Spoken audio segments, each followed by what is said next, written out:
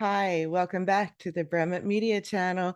Today we're going to be answering a question that was submitted to us. It looks like anonymously. I don't have a name for this question, but they ask, does a big ego help or hurt writers? Does a big ego help or hurt writers? Okay, well, yes and no, both, I would have to say, because I feel that a strong ego is going to help the writer have more confidence with attending meetings, in-person networking, online networking groups, speaking engagements, reading, live readings or live books signings, any of those in-person events, any of those presentations, or even being able to speak about your work. I think your ego tends to make you a little more confident. Um, However, a writer that has like a sensitive ego, a big ego that is also sensitive, means they're going to be constantly feeling the critic's daggers. Um, a strong ego is not necessarily going to be able to handle that very well. If you're a little more on the humble side, you'll say, yeah, okay, I can see their point. Maybe I can improve how I'm writing. Maybe I could absorb some of these critiques and take them, with a grain of salt. Everybody's going to have their own opinion, and not everyone's going to like me and my writing, but um, maybe I could incorporate some of their points into the future. I can consider them, evolve as a writer.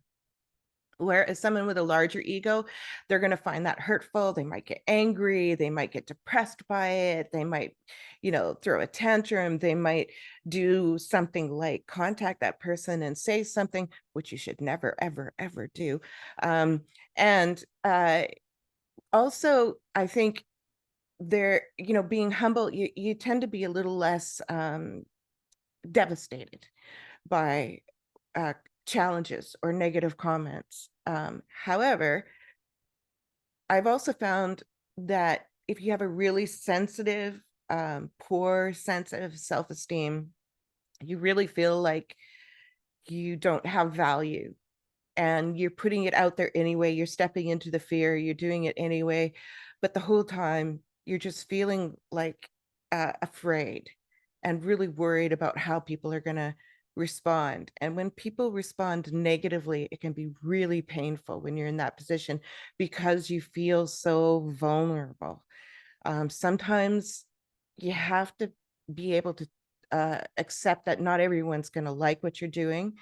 Not everyone's going to agree with what you're saying, but at the same time, maybe take in some of what they're saying and see how you can evolve, and know that you are of value. And writing, like any of the arts, it's an evolution. You're constantly evolving, you're constantly learning and growing. And so just because you don't know something now or haven't built a skill up now doesn't mean that you won't in the future. So try not to be devastated by the negative comments that you're going to get, because we all get them.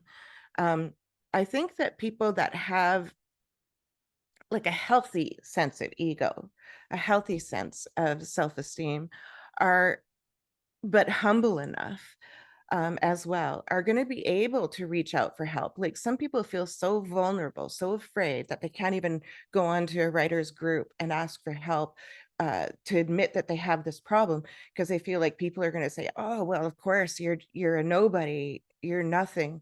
We're going to judge you."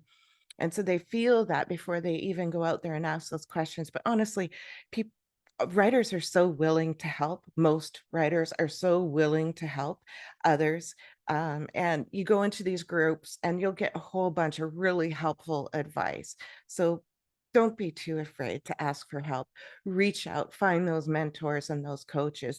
The best way to go about doing that, honestly, get online, go into all of those blogs and podcasts and online radio shows and all of that, and start looking for people who coach and advise writers, or author interviews or writer interviews or publishers or any of these genres. You want to get in there and learn from them, the publicity agents, any interviews, any article that has to do with that, just start learning.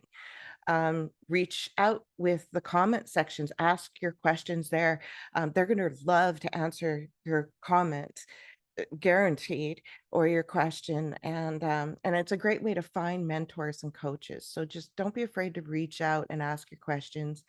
Be careful with the ego. Don't have too strong of an ego that it can become uh, broken, and try to build the fragile or non-existing ego or self-esteem up to somewhere in between there, where you can, it's okay to be shy and walk into the fear and feel fear.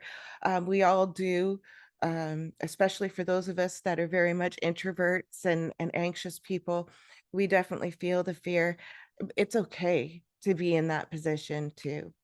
But yeah, I think that all artists have a bit of an ego, in that um, we want to see our stuff out there and be accepted by others.